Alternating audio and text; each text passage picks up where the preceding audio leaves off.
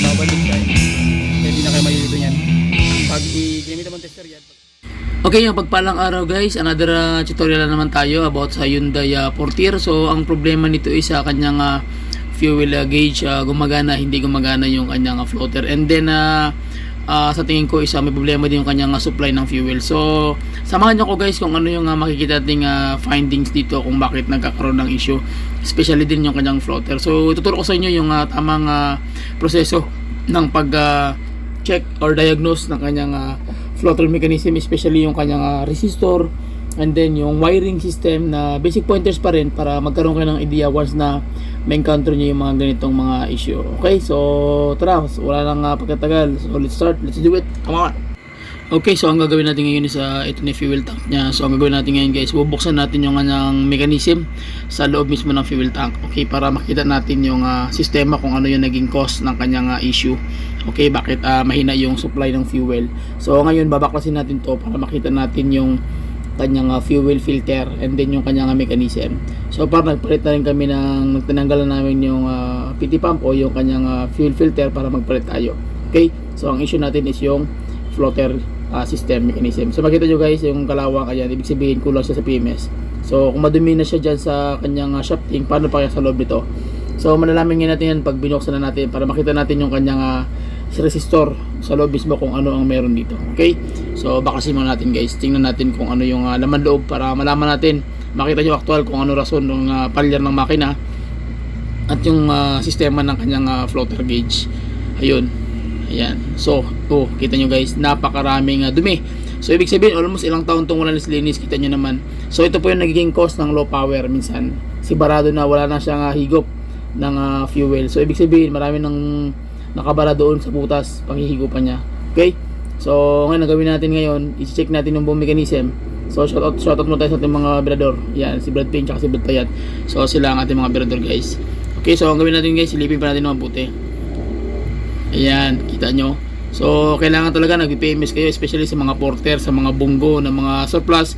So ang advice namin sa inyo, pag nagbili po kayo talaga ng mga unit, kailangan check nyo muna yung fuel system, kasi nagkakaroon ng diferensya niyan guys once na for additional guys, basic pointers pa rin.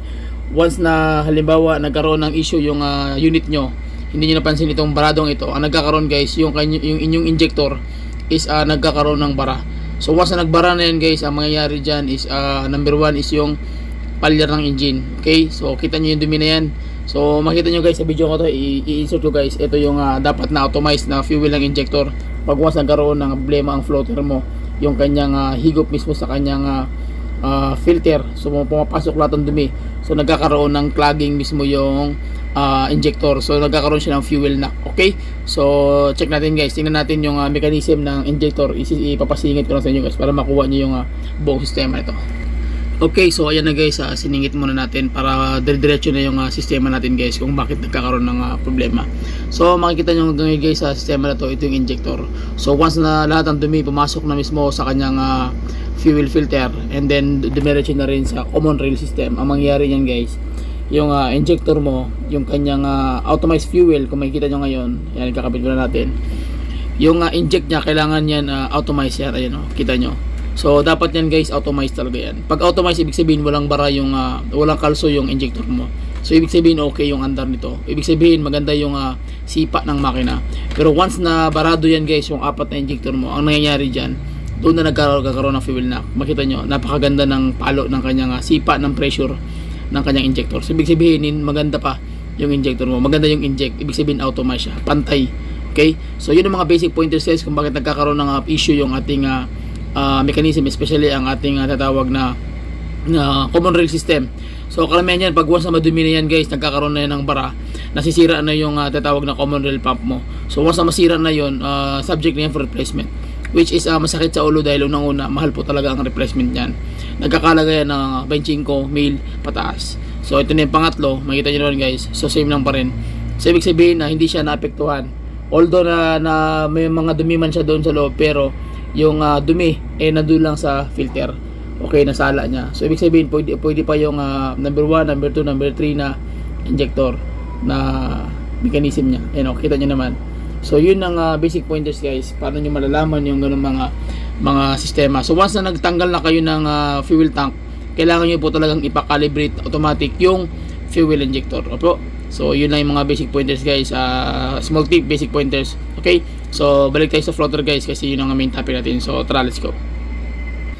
Okay, so ang gawin natin guys, ililinisan yung buong tangke. After natin malinisan yan, so diretso tayo sa floater. So ang gawin natin, mag-test, actual test tayo manually.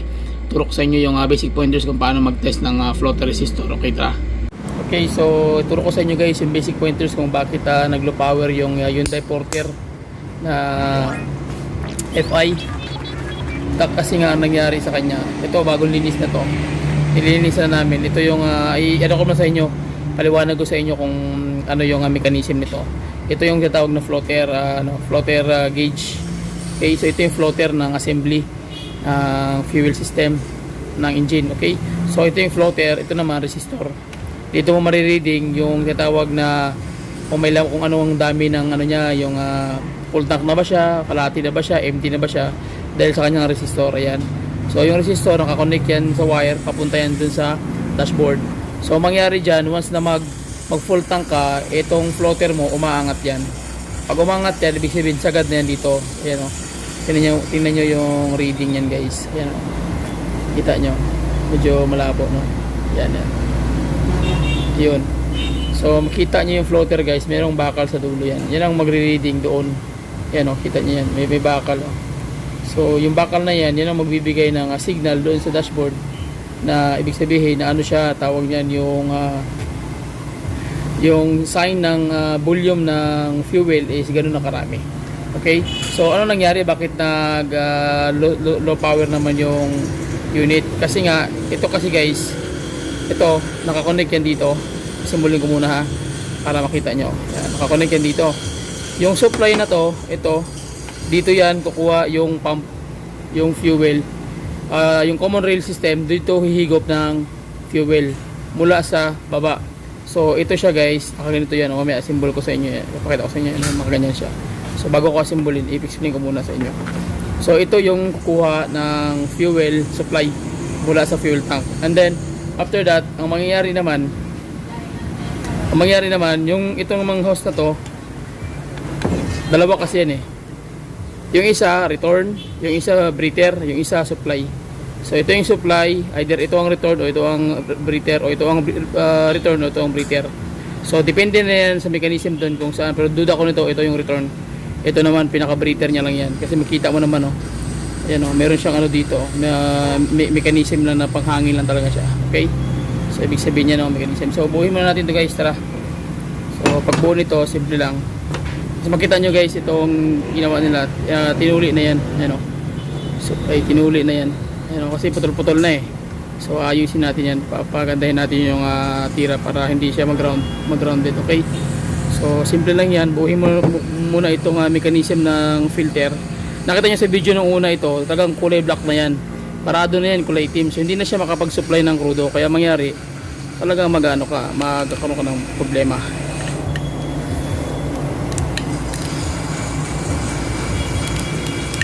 Yun, tigas. Yun. So salpak na siya. Pag nasalpak na siya, sasalpak naman natin dito.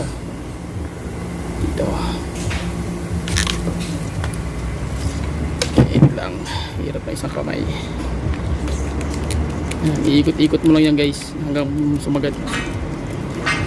May marking naman eh. Pag tumapat na siya, okay na yun. So okay na. So yan yung symbol niya. Okay? So ikakabit na natin itong mechanism.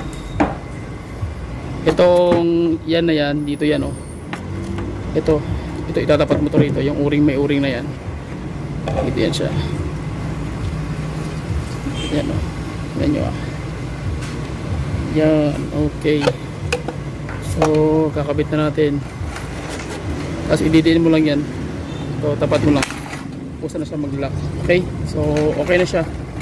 Yan. Mamaya ikakabit natin sa ikakabit natin dun sa fuel tank para makita niyo yung pagka-system. Okay? So yan lang muna. Yun ang mga basic tips. So ito naman, dalawa lang ito. Yung tinatawag niya na na terminal na yan, isa sa indicator sa dash, at saka isa naman doon sa resistor para dito papunta rin ang dashboard. Okay, so yung isa supply, yung isa naman ito yan So supply tsaka sa resistor, dalawa yung wire niyan, walang iba. Okay, so ang ground nandun na sa dashboard. Yan, kaya di na kayo malilito niyan. Pag ginamit mo tester yan, pag inangat mo yan, aakit yung number ng resistance, ibig sabihin gumagana siya. Okay, so gawin natin 8. I-test na natin para makita nyo actual. Sige, kukuha muna ako ng tester para makita natin. Tara. Okay guys, so balik tayo. Na-set up ko na ito. Yan, bawat terminal nasa dulo ng tawag natin na multi-tester natin na na manual. Okay, yung Sanwa brand. So tingnan niyo mabuti yung yung kanyang yung stick nito. Yan yung pinaka pointers niya. So once na inangat natin, aangat din yung kanyang voltahe. Yan, wait lang. Yan, di ba, umaangat. So diyan mo malalaman na gumagana pa yung floater mo. Ibig sabihin may may palo siya. Okay? So ngayon pag dinaw naman natin, pag siniro natin, babalik siya in neutral. Ayan o.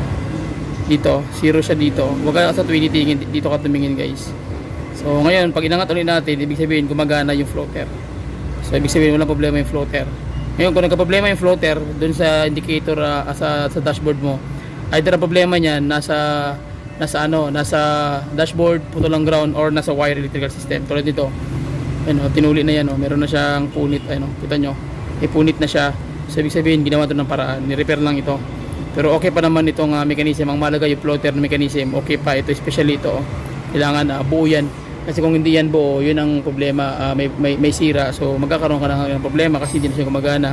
So hanggat gumagana pa to, wala problema ang electrical system. Either sa dashboard ang problema, kaya isagad natin. So umangat siya, ibig sabihin gumagana yung floater. So yun ang sistema kung paano mag-test na malalaman mo na okay yung kanyang floater system, especially yung maliit na module na to. Module yan mechanism niya. Okay, so yun lang muna yung mga basic pointers natin guys. So maraming salamat sa inyo. So shout out sa inyo lahat, at saka please share and subscribe to my YouTube channel. Bye bye and God bless.